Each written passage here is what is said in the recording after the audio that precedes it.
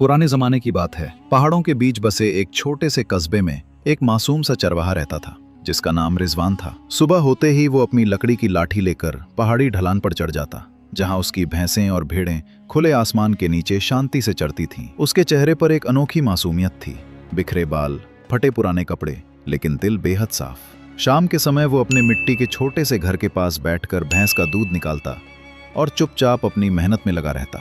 गांव वाले अक्सर दूर से उस पर हंसते और मजाक उड़ाते, लेकिन रिजवान बस हल्की मुस्कान देकर उनकी बातों को अनसुना कर देता। एक दिन उसी कस्बे में रहने वाली रशीदा बानो नाम की चालाक औरत की निगाह उस पर पड़ी।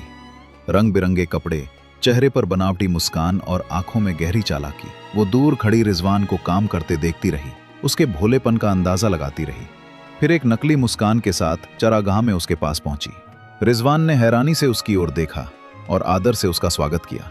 रशीदा ने मीठी जुबान से उसे समझाया कि अगर वो अपना दूध उसे दे दिया करे तो वो उसे शहर में ज्यादा दामों पर बेचकर दुगने पैसे ला देगी। रिजवान उसके शब्दों पर भरोसा कर बैठा और पहली बार दूध के डिब्बे उसे सौंप दिए। उसकी आंखों में उम्मीद की चमक थी। शहर पहुंचकर रशीदा ने भीड़ भरे बाजार में दूध बेचा। दुकानदार ने उसे बड़ी रकम चुपके से दी और रशीदा ने अतिरिक्त पैसे अपने पर्स में छिपा लिए, चेहरे पर एक शातिर मुस्कान लिए।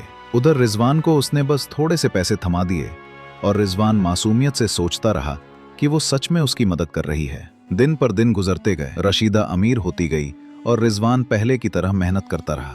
सब कुछ सामान्य लग रहा था, लेकिन एक रात अचानक उसके वफादार कुत्ते शेरू ने जोर से भौंकना शुरू किया।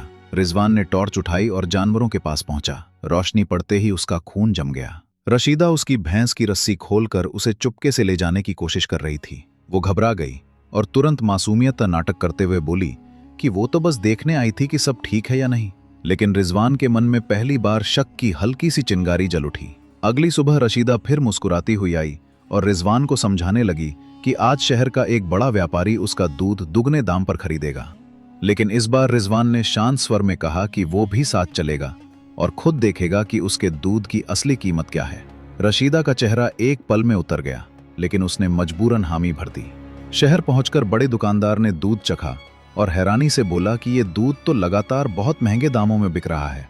रिजवान स्तब्ध खड़ा रह गया, क्योंकि दाम इतने ज्यादा थे कि उसने कभी सपने में भी नहीं सोचा था। उसे हमेशा उसका एक छोटा सा हिस्सा ही मिलता था।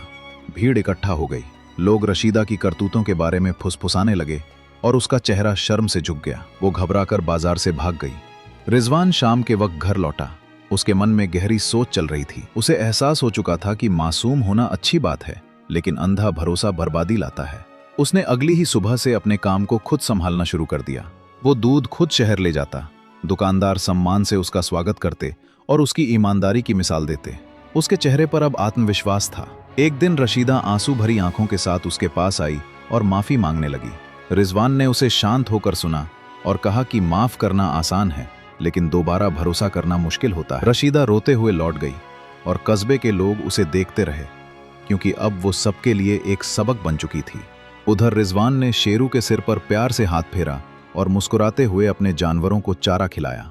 सूरज की रोशनी उसके चेहरे पर उम्मीद की किरणें बिखेर रही थी।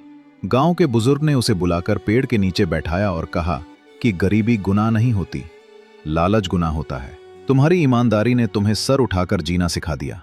रिजवान ने विनम्रता से मुस्कुराकर उनकी बात सुनी और दूर चरते अपने जानवरों को देखा। बच्चे उसके पीछे पीछे चलते, उसकी बातें सुनते और उससे सीखते। लोग उसे सम्मान से सलाम करते। और एक शाम पहाड़ी पर खड़े होकर सूरज ढलते समय अपने जानवरों के साथ जब रिजवान शांति से खड़ा था, तो उसका शांत वीर सा रूप इस बात की गवाही दे रहा था कि सच्चाई हमेशा जीतती है और ईमानदार इंसान हर दौर में इज्जत पाता है।